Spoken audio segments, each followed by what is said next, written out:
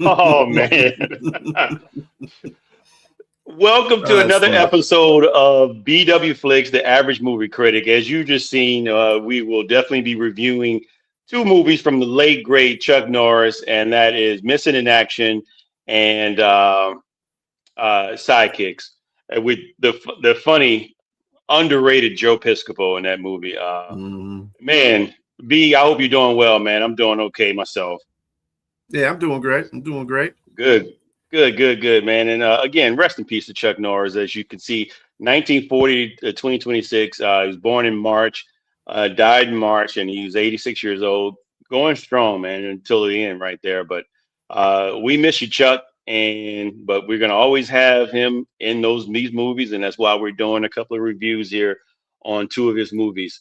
Uh, Man, let's begin. I mean, last week we talked about what was the movie we talked about, man? I'm getting a little old here, brother. What was the movie we talked about last week? The Robert De Niro movies, Yes, Once Upon a Once Upon Time a in Time in America, America and and Limitless. Yeah, yeah, Limitless. Yeah, but yeah. today we're gonna get into our first movie for Chuck Norris is Missing in Action. Um, B, why don't you go ahead and give us some superlatives about that movie? Missing in Action. That was done, directed by Joseph Zito, and it was starring Chuck Norris as Colonel James Thomas Braddock, M. Emmett Walsh as Jack Tucker. M. Emmett Walsh, you've probably seen him in a few movies. He's been in 129 movies over his career. Um, he was born on March 22nd of 1935 and left us in March 19th of 2024. Lived a nice long life. 129 movies he did, including The Jerk, Blade Runner, and Raising Arizona. Then he played Jack Tucker, Lenore Kasdorf as Anne Fitzgerald, and James Hong as General Tran. The music was by Jay Chataway. Production company, the Cannon Group. You might want to speak about the Cannon Group there for a minute, because I know you had that. Yeah, so the Cannon Group. Hey, good morning. I mean, good morning.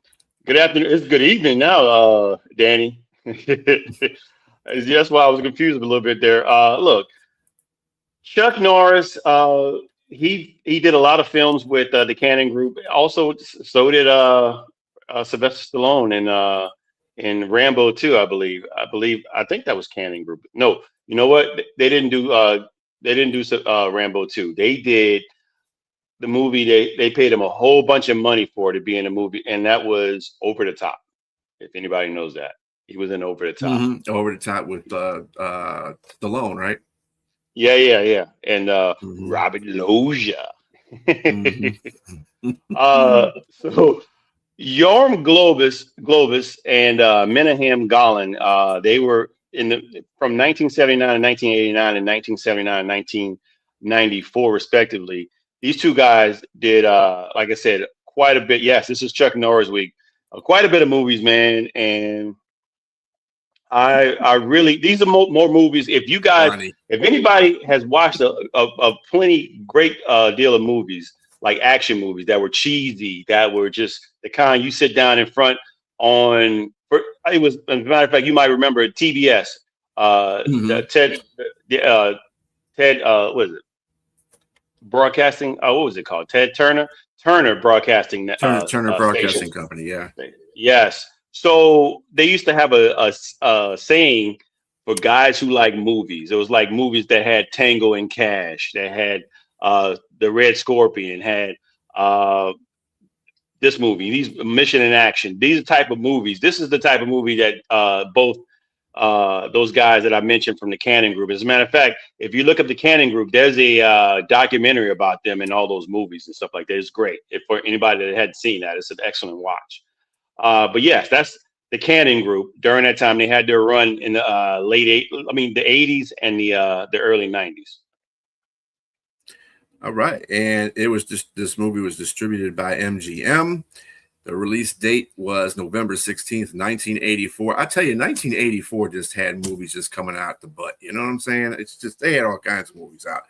Running time was 100 minutes. Country of origin, USA. Budget was between 2.1 million and 3.9 million. It's kind of weird about Chuck Norris films. If you know, the next film is like kind of like that too. Box office, it earned $22.8 million. So it did pretty good.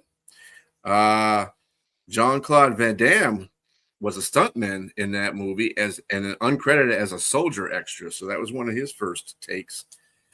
Other than that, go ahead with the plot there. Yeah, so before I get to the plot, I will say because this movie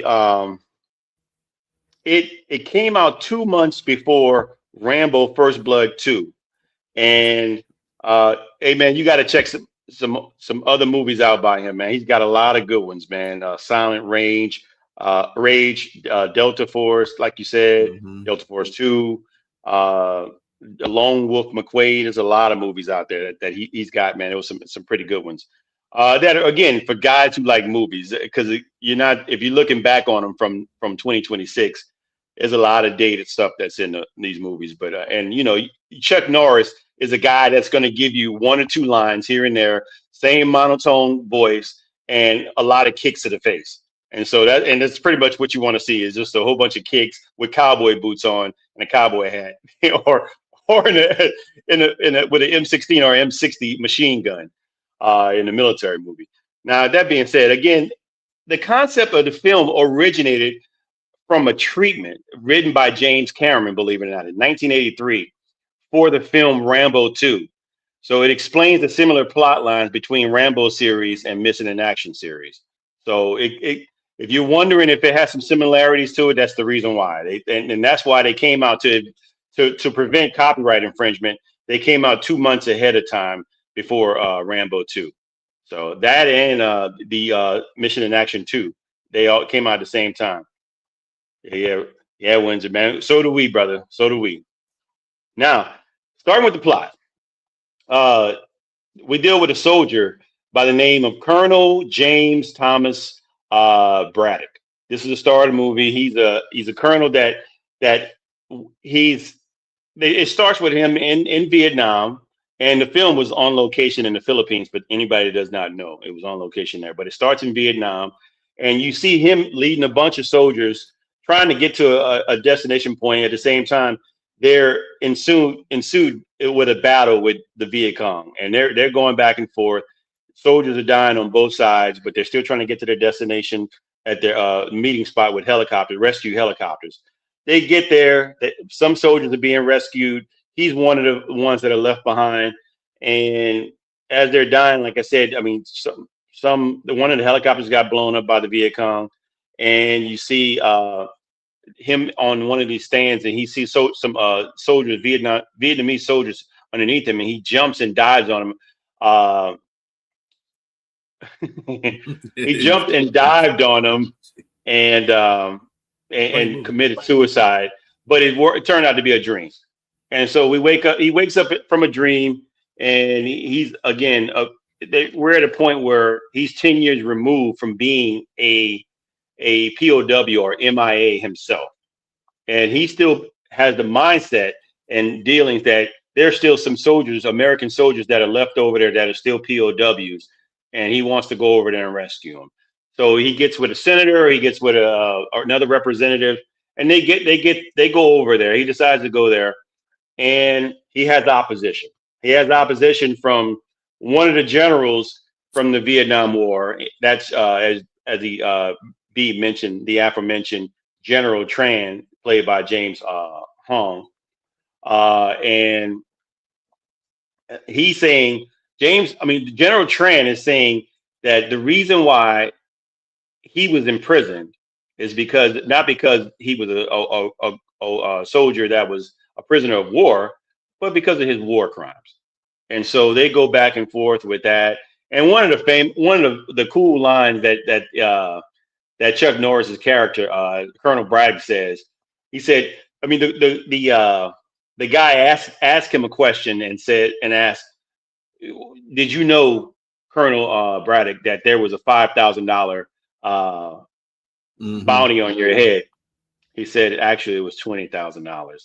And the reason why is because I was killing a-holes like you. Mm-hmm. And it's just like, okay, it's kind of cheesy, but it was pretty cool. And he walks off. And so now they get to the hotel, and you see them. You know, he's talking to these people that are with him, the senator and the lady. What's her name again? Ann And Fitzgerald. Yeah, Gerald, yeah. Ann Fitzgerald. She recommends or asks him to come up for a nightcap, and so he does. But his intentions is not to come up for a nightcap, but to go there and change his clothes and go out and venture to do some inspecting. But clearly, that scene is pretty hilarious because she sees him. He asks her to turn around. He's getting naked and to down to his underwear, and she's thinking like, "Well, what are you doing? I didn't ask you to come up for this. I asked you to come up for just some drinks." But like I said, it turns out he's putting on his his I wouldn't say ninja Black clothes, but Ops. his stealth Black Ops clothes. Yes, Yeah. and so he goes out.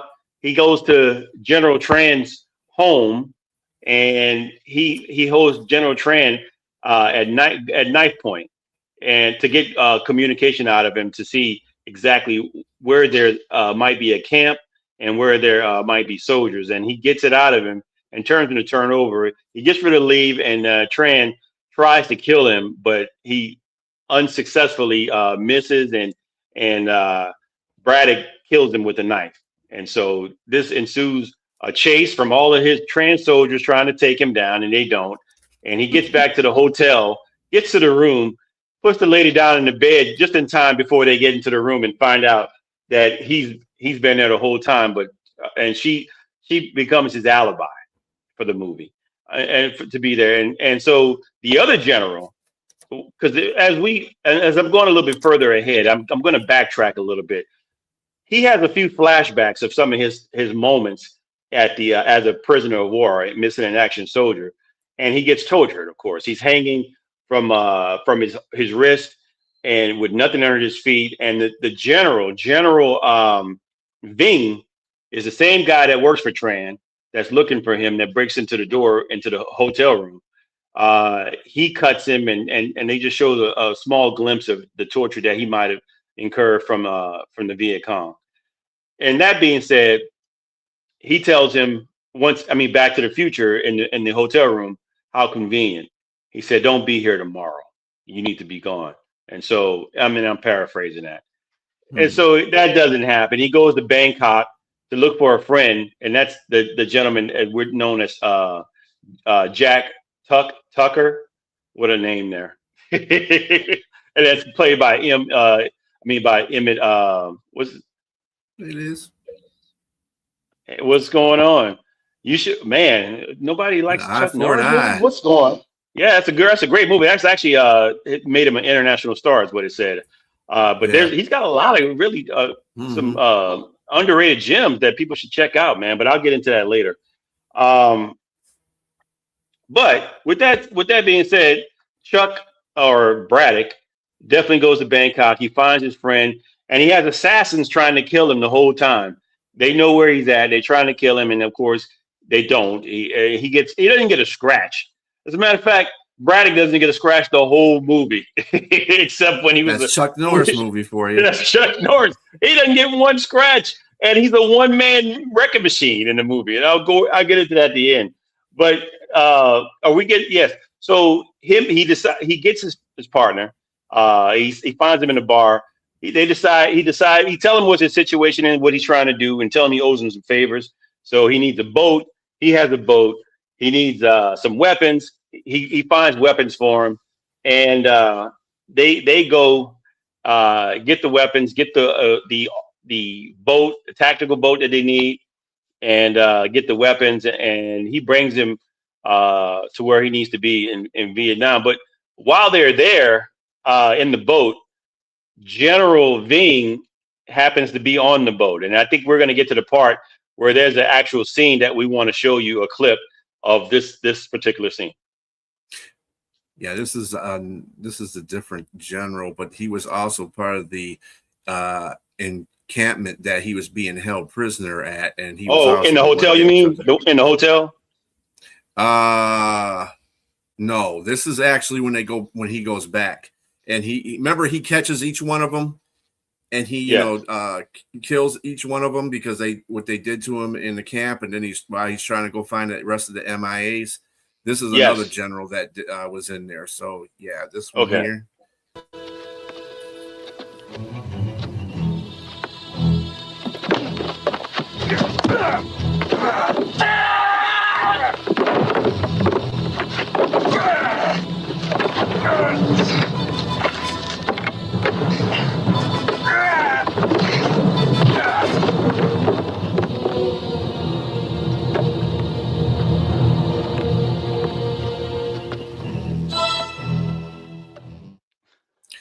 So like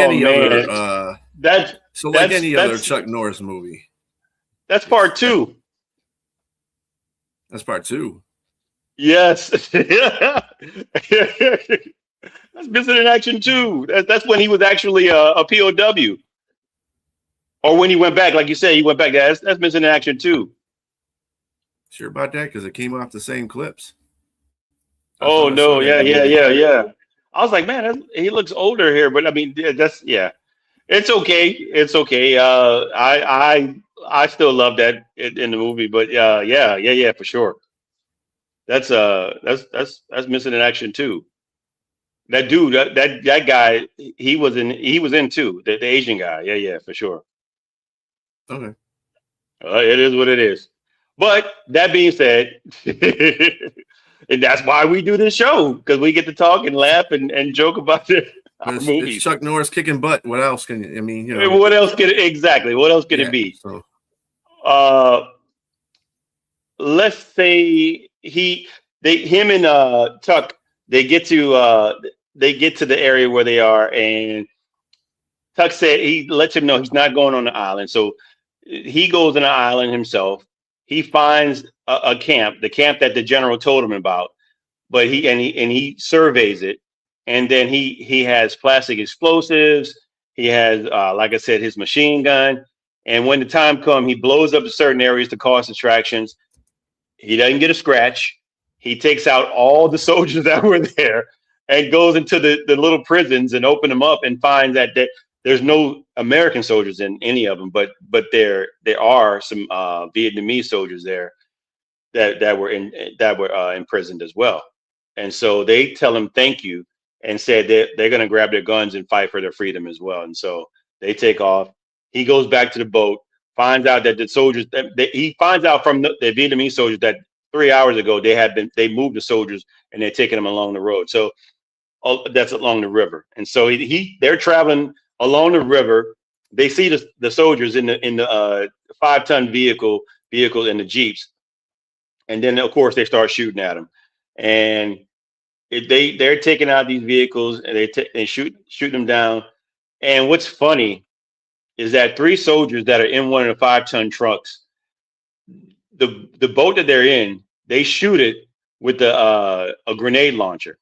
And so the grenade launcher blows the boats up. It doesn't blow it up, but it lifts it out of the water, and they fall in the water, and they're sitting there laughing. And all of a sudden, one of the things you showed at the beginning, Chuck Norris raises up out of the water with his machine gun. The infamous and the guys start, yes, they stop laughing, and he obliterates them with a barrage of bullets, and he's taking everybody out.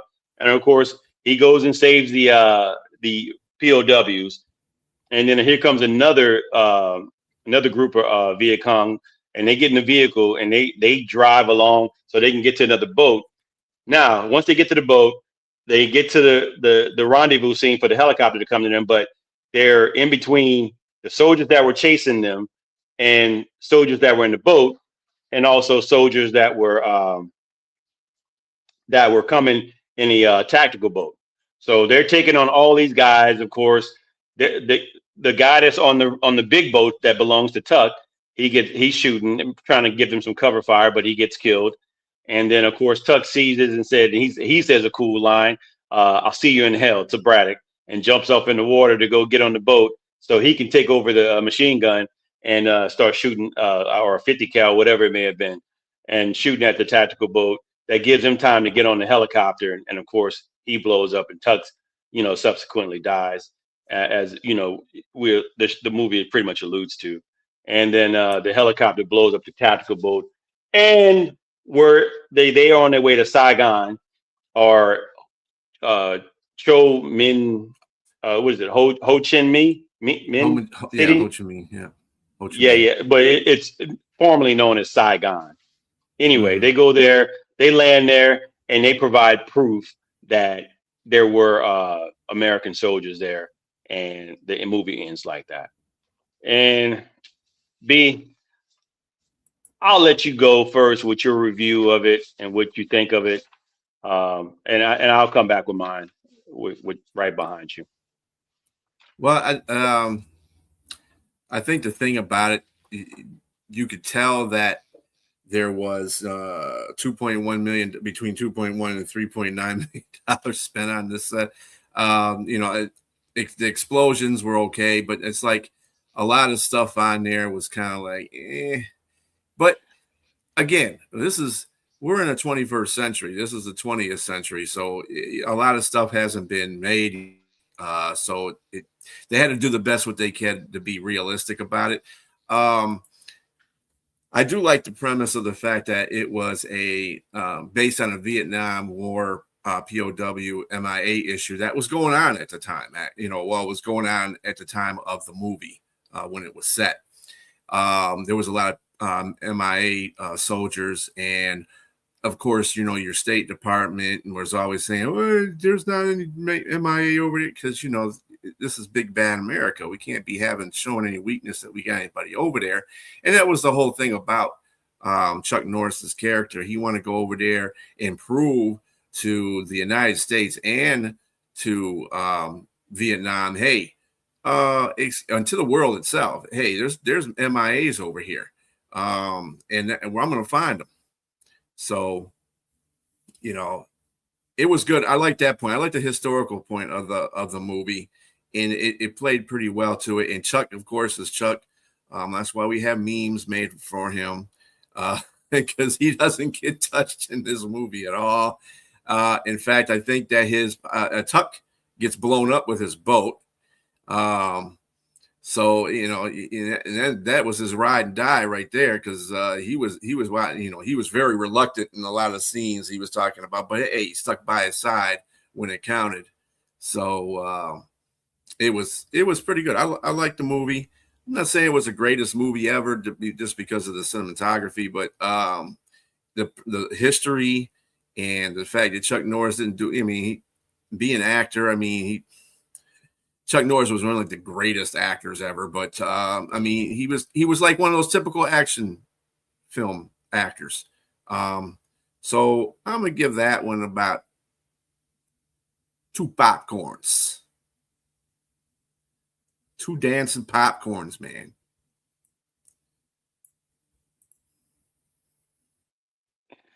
Yeah, look, I'm kind of on the same fence as you. Look, it had good action. I thought the action was pretty decent for what it was, Mm-hmm. and I mean for the budget that it was given at that time. The location, although it was in the Philippines, I love the location. And I thought it had a very similar feel to what most Mm-hmm. Vietnam movies that you would see. A lot of greenery and trees, and the old river and stuff like that, and the waters. But it was cool. I mean, even the cities, like when they were in the cities, and like the clubs, the stuff they went into, kind of had that reminiscent feel of that. Uh, the acting was average. It was average. I thought that, I mean, for what Chuck Norris was, he did the same thing in every movie. I mean, in most movies that he portrayed him, he had the maybe 1 or 2 sentence lines, monotone. He was stoic, and I think that was just the persona that they portrayed in the characters. And yeah, honestly, that's okay. That's what you want to see in a colonel, that's like, that's special forces. That's not going to be like laughy, jokey. He played that role well. He played that role. I mean, although that's what he played in every movie, but again, he Mm-hmm. was typecast. And but hey, he made it work, and I liked it in those movies. And but it was kind of unbelievable if I had to look at some things that would just didn't seem like it worked. The the one man versus the everybody, whole camp. and not. I mean, at least Rambo got shot in the side, and he in Rambo 3, and he had to burn the hole through and everything. Even though that was far fetched, but there was he didn't get You know the other anything. thing that was funny though? Didn't he just have 2 bombs in his whole kit? How come Yeah. everything was blowing up and he just put 2 bombs? I'm like, where's the rest of the explosions coming from? He only put 2 bombs there. What the heck? That's funny. And immediately come from underwater and everything. I mean, although I researched that machine guns can still work, can work from under the water, but the water inside the gun, you still have to kind of get rid of the water and for it to work. He immediately comes up and just starts shooting. So it's funny, but it's also pretty cool. I mean, I saw this when I was a kid, so it was a great movie at that time. Now I'm just looking at it, I kind of laugh at some of the things, but some of the things hold up. Like you said, the premise of soldiers that were POWs, and this is what you see. This is when a time when it was America versus everybody. I mean, us versus Russian, us versus Vietnam, us versus anybody. It was just like Central America. We just wanted everybody in the United States to win. And this is one of those movies that you wanted them to win. And it kind of does that, especially at the end when they showed that they had soldiers. He saves them. But again, this kind of reminds me of Rambo 2, when you see Rambo comes back with everybody in the helicopter. Although he's flying the helicopter, but Braddock is not flying the helicopter. And of course, Rambo comes back and lets the guy know he's coming to get him. He flies down, but they fly down and just show proof. And the movie ends like that. I'm gonna give this for just for being Chuck Norris and him passing. I'm gonna give it 1 extra butter. I'm gonna go 3 buckets of popcorn. And I think that's the main reason. And hey, There you go. Hey. I love it. So 3 But yeah, boxes in the butter because he's Chuck Norris. shout out to Missing in Action. And if anybody doesn't know out there, there's 2 subsequent sequels. There's a Missing in Action 2 and 3, and they're all obviously on there's a Mission in Action too, thanks to my bad video there. But anyway, it's okay. Whatever. It's cool. It's in the same film category. It's in the That's right. Chuck Norris, and it's Missing in Action. Whether it's 1, 2, or 3, don't make a difference. That's right. All right. So we're gonna go on next to Sidekicks. Yes, this is our second movie, and I'll just say it's. I'll give the IMDb and the Rotten Tomatoes. It was made in 1992, 5.3 rating on IMDb and 26% on Rotten Tomatoes. So again, these are low budget movies, and I'll let you finish with the superlatives on that, and I'll go into the premise of the movie. So the interesting thing about Sidekicks, it really showed a growing of a lot of things. Chuck Norris's family. Was directed by Aaron Norris, which I believe is his son at the time. Wasn't his son? Yeah. And it starred Beau Bridges as Jerry Gabrewski, Mako as Mr. Lee, Jonathan Brandis as Barry Gabrewski, Chuck Norris as himself, of course, Joe Piscopo as Kelly Stone, and Richard Mall as Mr. Horn, who was the gymnastics teacher in Barry's high school. The music was by Alan Silverstreet. He's done a lot of stuff too, TV and movies, as a matter of fact. So that was pretty good that they had him on there. That is the best, yes. Popcorn movie theater butter. Yep. Production companies was Vision PDG and Gallery Films, distributed by Triumph Films. Released on April 9th, 1993. Running time is 101 minutes.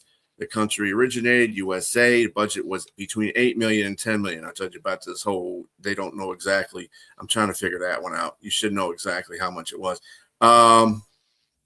Box office, it made 17.1 million. So it did kind of, if it was 6 million, kind of made double. If it was 10 million, it kind of got close to double on it. Well, Jonathan Brandis, who played Barry Gabrewski, and there was a child actor at the time. He starred in 19 movies, including Pet Sematary, which he narrated, Ladybugs, and Heart's War, the movie he did just before he passed away in his short career. Unfortunately, he committed suicide on November 12th, 2003. He was suffering from bipolar disorder. A lot of people at the time thought it was the fact that he was depressed because he wasn't getting a lot of roles in movies. I mean, he kind of said that a couple times, but his father came out and said he saw that he was a manic depressive before, and he should have did something about it at the time. So that's gotta suck for his dad when he's remembering this incident, and it's like, dang, I could have done something for the boy. But that's the reason why he passed away, because he was a bipolar. He had bipolar disorder. So fortunately, that happens to young actors. He was a decent child actor too. I give it to him. He was a decent child actor. He just wasn't in a lot of stuff. He didn't get a lot of roles. But to be in those movies those were pretty big movies for him. For sure. And rest in peace to Jonathan Brandis. Yeah. Also, same thing happened to, I'll give a shout out because you mentioned the bipolar disorder. Robert Carradine recently. If you all remember, he was Louis Skolnick in Revenge of the Nerds. Mm-hmm. Yes, he also died the similar way, unfortunately. He suffered with his brother came out, David Carradine came out and said that he suffered with bipolar disorder. Yeah. So. Yeah, that's a thing, people. That is a thing. So if if anybody's out there that just if you see some unscrupulous things going on with that person, talk to them. I know sometimes people don't like talking about stuff like that, especially the people that they're suffering, the ones that are suffering from it. But try to do anything you can to intervene, because there's no reason for you to lose your life over that kind of stuff. There's medicine, there's things that can help them along, and people around them that can keep them propped up and positive in their life, so they don't have so many, they don't have the disorder take over their life. So yes, mental illness is no longer taboo. So that's right. Most people are very open and help to help take care of these sort of things for folks. And so it's much better to where people don't hide these things anymore. Seek help if you need it. But that being said, so this go ahead. You go ahead. This cast was pretty well put together. Thinking about Danica McKellar was also in there. That was his girlfriend. Wasn't at first, because she said, "Oh, I just want to," That's a part we're going to get to that I did not like. But anyway, so she was in Wonder Years, if you didn't know that. Richard Mull, of course, was in Night Court. Joe Piscopo started on Saturday Night Live. He had a couple of movies as well. So it was a good combination of actors and actresses on this movie. And it was put together. It was funny. But we're going to go to that plot. Yes. So I really thought this movie was very funny, or the character of Joe Piscopo as Kelly Stone. He stole some scenes in this movie, and I thought he didn't get enough airtime on this movie. He should have got a little bit more, but the parts that he got were very funny and had hilarious. The movie is about a kid who's asthmatic in high school, typical introverted kid, daydreamer. He does a lot of daydreaming. As a matter of fact, a lot of his daydreams are about him being a sidekick. That's sort of the premise of this movie. Him being a sidekick of Chuck Norris's idol. And so it starts off with him daydreaming about being a ninja with Chuck Norris, rescuing the damsel in distress from the villains. And he gets interrupted from his daydream from his teacher. His teacher happened to be the one he was daydreaming about as the damsel in distress. I think we've all been there. With that being said, the teacher knows there's an issue with this. Obviously, they allude to this. This is not the first time she said, "What is it this time that you're daydreaming about?" And so we got to talk to your father about it. And we start building up characters here. We're building up the teacher, we're building up the father, Jerry Gabrowski, and of course Barry Gabrowski is the main character. And of course you got a bully there, Cellini. He's one of the kids, and this kind of reminds me of the Karate Kid because his character is the blonde character on the Karate Kid, pretty much. He's the leader at the karate dojo. Uh, so maybe they made this as a sort of a caricature of that type of movie. So maybe Yeah. a parody slapstick because it was definitely everybody played a similar role. Joe Piscopo's character was the mean Cobra Kai uh, master. So Mhm. they're kind of similar, but he was goofy. Uh, and He was so definitely goofy. there's a lot of daydreaming. The girl they like you mentioned, is Lauren. Her name is Lauren on the show, played by Hmm. Danica Hmm. McKellen. Is McKellar? What's her McKellar. McKellar? Danica McKellar. She, like you said, you think she has an interest in him. She does have an interest in him, but it's more so because the bully alludes to that she's not really into you. She just feels sorry for you. And so there's a lot of again daydreaming still going on, and I think we might have a. I want to just go into one daydream in particular. If you have a video, we want to show you kind of where this character is at with his daydreams. So in this particular daydream, him and Chuck Norris are in a Western, and Joe Piscopo is of course, the outlaw, and they're in a saloon. Um, Leading up to it, they asked what they wanted at the bar. They said milk, and everybody at the bar laughed at them. And Chuck Norris like, "Well, I'll have a milk too." Now laugh, laugh. I dare somebody to laugh. But anyway, so this guy is sitting at Joe Piscopo's character is sitting at the bar, sitting at a table, and he's jeering on Barry, and it gets to the point where they get up and face each other, and this is the part that comes up here.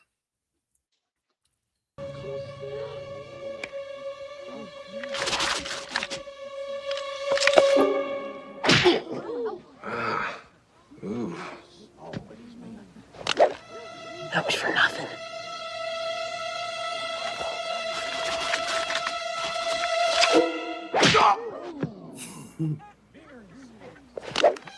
That was for something.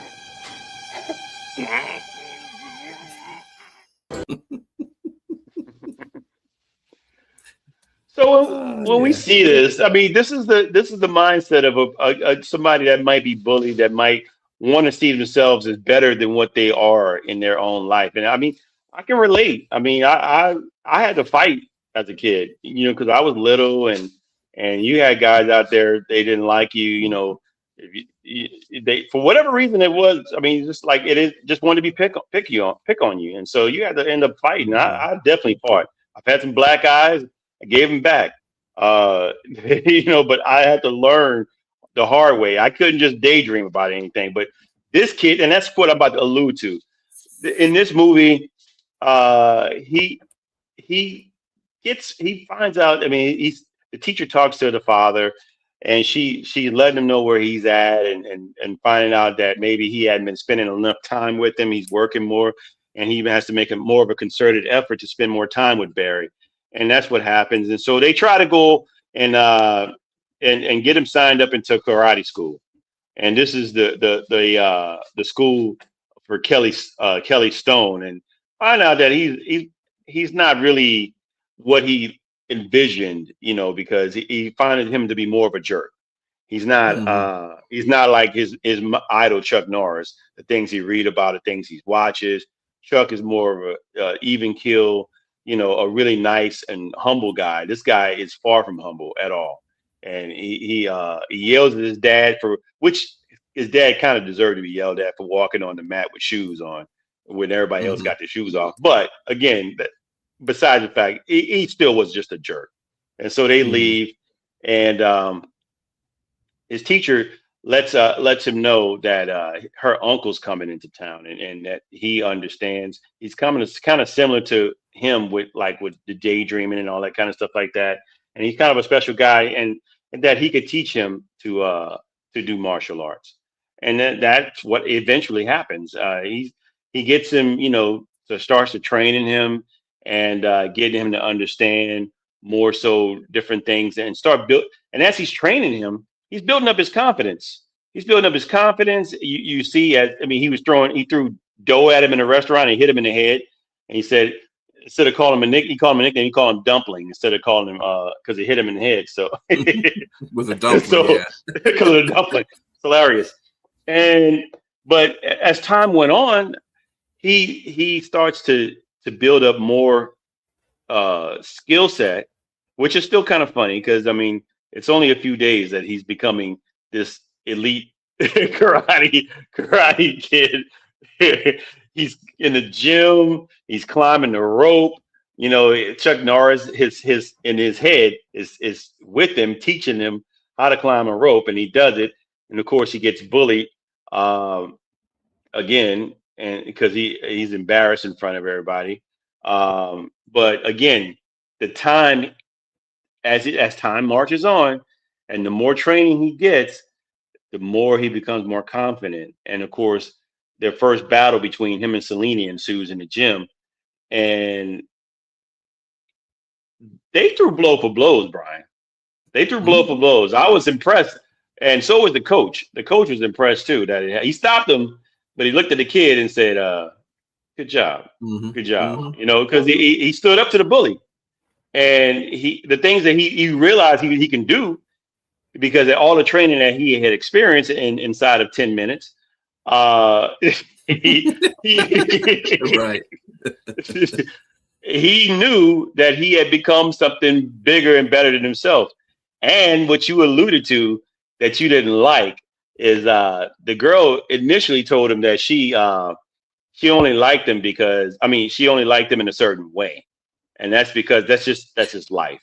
Women, I that's just understood how that it is. part, but the point after when she said that to him, he ran home crying. I'm like, dude, you're getting trained by martial arts and you go home crying like that? Come on, it ain't even that serious, bro.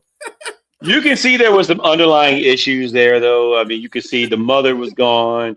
He was in a single parent home, like in Karate Kid. There was a single parent, except it was a father this time, not a mother. So they try to not show you that they're copying Karate Kid by putting a single father instead of single mother. But at the same time, look, yeah, like you say, he goes home and cries. He's asthmatic. He throws down his pump, but he gets the girl. He gets the girl, and that's kind of what happened in Karate Kid. He got beat up, and the girl he kind of pushed her off and ran off, did his own thing, and when he was mad, he did this kind of the same thing. This is what happened in this movie. But again, he ends up getting the girl after the fight, and they go to the zoo together. And of course, he gets invited into a karate tournament, and this is where all the fun happens. And so they get to the tournament. There's three of them. It's Jonathan. Jonathan Brandis, but Barry. It's Mr. Lee and Miss Chan, the teacher, Miss Chan, her nephew. His nephew. Excuse me, his niece. His niece, yeah, because that was his niece. Yes, that's her uncle. Yeah, right. But they get there to sign up, and you need a 4-man team. They only have 3 people. Lo and behold, who shows up at the tournament? Chuck Norris. Chuck Norris, the idol, and they go and get him to sign up because they need a 4th person. And he talks to Barry. Barry turns around and sees him. He tells him he signed up to be their partner, and he wants to not just to help him out, but also to humble Kelly Stone. Kelly. Mm-hmm. Yes, Kelly. And so with that being said, they start ensuing in all these different the tournaments. I guess I don't know what to even call it. There's different parts of the tournament. Anyway, they're doing each individual person doing their moves. They're swinging swords. He's doing Barry does his with nunchucks. He wins his section of the tournament. Miss Lee is a participant. Miss Chan is a participant. She does her karate moves. Mr. Lee breaks bricks, and Chuck Norris versus Kelly Stone. That's probably the most hilarious part of the movie is when they fight each other and he beats the crap out of him. And he can't really take it because he tries to do everything. He takes his shirt off, and man, Joe Piscopo was ripped at that time, man. I He don't, was, yeah. he was pretty ripped at that time, man. And he shows it off too. He flexes and then runs towards Chuck Norris, and Chuck Norris kicks him in the face, and he flips and hits the ground. As It's you saw in the hilarious. intro, yeah. Yes. Uh, but the end they're tied, and so there's a tiebreaker, and they have to pick one from each group to go out and do something. And of course, they pick Shalini the bully, and they pick uh, Barry Jabrowski. I was about to say Jabroni, Jabrowski, to go face off against each other, and they both break bricks, and Shalini tries to break 9. He only breaks 8, so he's sort of disqualified. And Barry breaks 9 with fire on him, and that ends the movie. Of course, close to the end of the movie, he thanks Chuck Norris for being there for him, making a dream come true, and he asks him to do dreams really come true? And he tells him, I love this line. He said, "Yes, if you really want it bad enough." And of course, he said he saw his daddy. I gotta go. I gotta go be with my dad. And turns out that Chuck Norris part right there was just his last daydream. And he turns back, he's gone. And he goes back to be with his dad. But then this kid in a wheelchair rolls up and sees the magazine that was ripped in half by the bully that he ended up taping back together. And it looks like it's going to ensue another or begin another dream for another kid. And so, and for me, this is a heartwarming movie, regardless of it being a carbon copy of the Karate Kid. I think that it was pretty decent. It was decent for what it was. It had some great scene stealing shows of parts with Joe Piscopo. I thought he played a great character, villain, goofball slash goofball. I mean, he embodied that role, and I think everybody else, all the characters were built up well enough for the movie. It wasn't a high budget movie, but it was good enough for what it was, I thought, and it brought to me some memories of being bullied but overcoming obstacles. You know what I mean? It wasn't just like this kid just laid over. He went through some things. He had a support system too, with his teacher, his martial arts teacher, his father, and everybody grew. Seemed like everybody grew from this because it was just a lot of things that everybody shows some strengths and they also showed some flaws. Even the grandmaster, she mentioned to him that he was a daydreamer himself, and he kind of explained how he overcame those things and how uh, it's okay to have dreams, but as you get older, you have to curtail them. You can't always be a dreamer. But you have to keep some of the ones that will make you wise and pretty much grow up is what he was saying. And all in all, it was a pretty good movie. I'd watch it again and I'd recommend it to somebody. And I'm going to give it 3 buckets of popcorn. I wouldn't give it more than that because again, it's not award-winning acting. It's not award-winning cinematography or direction or script. But again, a heartwarming movie, pretty funny, and I really liked it. So yeah, 3 buckets of popcorn for me.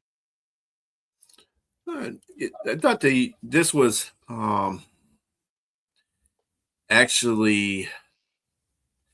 I guess it was because of the comedy where it wasn't as serious, and Chuck Norris didn't have to be as serious in this movie. He could be, because a lot of the things that he said in there was like when that whole scene where they were he was daydreaming about the Western, and he was like, "Oof," that stuff when he got smacked, Yes. or when Piscopo fell on his face, he was like, "Oh, that's not good." So I mean, there's a lot of things in there. He didn't really have too many lines in the movie, but the fact that he was just in it because he was the kid's idol and his imaginary sidekick, for Chuck, was really good. I think the things that the little nuances in the movie too. The teacher, I think the teacher and his father kind of had a thing because they were having dates and stuff like that. And also the whole thing with Mako a la Mr. Lee was pretty hilarious too. But I mean, there's little nuances in there that I liked. I can't give it 3. I can still give it. I'm still going to give it 2 because it was funny, but again, it was more like watching the funny version of the Karate Kid. So yeah. I think I'm going to give that like 2 buckets of popcorn, 2 dancing buckets of popcorn, might as well, So hey, yeah, they're all dancing. They're all dancing. Yes. But well, 2 versus 3. Yeah, that's cool. I mean, yeah. It was a funny movie, though. I'll tell you what. Between the 2 movies, I enjoyed this one better than I enjoyed the. I mean, even though the first one had meaning, missing in action because it was about MIA, and you got to respect that kind of stuff. Right. I just thought this one was better. It was better put together. It was funny. In the action scenes were goofy as they were. There was some actions. There was some scenes in there where they actually, like him busting through the bricks, and the other kid not busting through the bricks all the way, and Kelly going off on him for not doing it. It's gonna crack. So yeah, it was a mixture of hilarity and seriousness at the same time. It was a kid that got bullied and came on up. Just like the Karate Kid, same thing. It was just a funny version of it. So that's the reason why I gave it 2. That's, And speaking, you mentioned Kelly Stone again, fussing about not breaking all the bricks. When Barry goes and breaks his bricks and everybody's cheering and jumping up and down, he's smiling like, and he looks over at Cellini and smacks him in the back of the head. Yeah. Yeah, like I said, little nuances like that were hilarious. Yes. By Joe Pesci, Priscopo. He was funny as heck in this movie. I forgot how funny he was. I remember him being on Saturday Night Live with Eddie Murphy. Oh, and those 2 were Frank Sinatra and Stevie Wonder. Yes. Yeah. We said you are blind and not when you said I am black and you are white. You're as blind as a bat and I have sight. Hilarious, man. Yeah. A meathead that was a comedian. That's what I always used to think of him as. But he was always kept in shape too. The couple other movies he played in, he was in pretty good shape for those movies too. Dead Heat. If you remember that with Treat Williams. Dead Heat. Yep. That's a great movie, actually. Mm-hmm. So we got enough time. We're gonna do a bio on Chuck Norris. Just a few things. And so I mentioned to Elizabeth, she said she only liked Force of One, I believe, An Eye for an Eye, the movie. But I wanted to give everybody a list of his catalog and some of the movies that he's done, which are actually pretty good. But Chuck Norris was born March 10th, 1940 in Oklahoma, and he died March 19, 2026 in Kauai, Hawaii. He was 86 years old and still looked good for his age. And, even though people made a lot of memes of him, Chuck was still doing his thing in 86, man. He was married twice with 5 children and had several grandchildren. Chuck was a martial artist. He was an actor, screenwriter, and author. He had multiple black belts. He had black belt in karate, taekwondo, Tang Soo Do, Brazilian Jiu-Jitsu, and judo. And he also had his own martial arts that he created, was Chung Kuk Do. He served in the Air Force and was in won numerous martial art championships. Before the big screen, he served as a martial arts instructor to the celebrities, and his first movie that he got into was called The Wrecking Crew in 1968. This had garnered the attention of his friend and fellow martial artist Bruce Lee, and subsequently invited him to portray as one of the villains and in the Way of the Dragon in 1972. And he also began taking acting seriously, as noted by his friend Steve McQueen, told him that he should take it seriously. And he next starred in Breaker Breaker in 1977. The second lead after that was Good Guys Wear Black in 1978, which catapulted him into action stardom. He would go on to into action films such as A Force of One in 1979, The Octagon, which I've seen, it was a great movie, 1980, An Eye for an Eye, which Elizabeth alluded to, 1981, becoming an international star at that point. Also in 1982, Silent Rage. I keep wanting to say Range. Silent Rage in 1982. Forced Vengeance in the same year. Lone Wolf McQuade in 1983. And of course, this after this movie, this is when he signed with Canon for a multi-movie deal, and those were the Mission in action movies and the subsequent sequels, two, and three. And then Invasion USA, the Delta Force, 1986, Firewalker, 1986, A Code of Silence, 1985. He also did Invasion USA in 85. And in the 1990s, this is where he went on to TV. And of course, you already know where I'm about to go. He was Walker, Texas Ranger. Yep. And he did that from 1993 to 2001. He had a long run for that. And my grandmother used to watch that show all the time religiously. Yeah, I used to watch it all the time too. I like Walker, Texas Ranger. And I think that fit his persona too, because you remember he was born in Oklahoma. So, it's a cowboy country. And I think that's where he really felt at home with, is being a cowboy. So it worked with him. Absolutely. His final role was The Expendables in 2012. And he was a best-selling author of books on martial arts, exercise philosophy, conservative politics, Christian Western fiction, self-help, and a biography.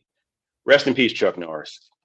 And look, great man, both on and on screen. You can tell it was just, he lived a full life, I believe, and he lived to the fullest. And again, rest in peace and condolences to his family out there. Now, we only have about a minute left. I want to tell everybody out there, thank you for anybody who's chiming in. We appreciate you. Who's watching, we appreciate you. We're on YouTube. We're on Facebook. If you like us, please like, subscribe, and share with anybody that you know out there. We're only going to get better. We're only going to continue to talk about multiple movies.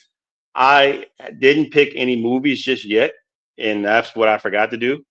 Surprise! But surprise, we're going to put it out there. I'll probably have it on. If you all send us a movie that you want us to review, put it in our mailbag or put it in the comments. But the email is bwflix. bwflix2026@gmail.com. Again, that's bwflix2026@gmail.com. But we will have movies ready for you. It might be a surprise next week, unless we can get it to you in the middle of the week. But we thank you for coming out and watching us, and we will see you next week, same time, same channel, at 8:30. At 8:00 p.m. BW Flix on YouTube. Have a good one.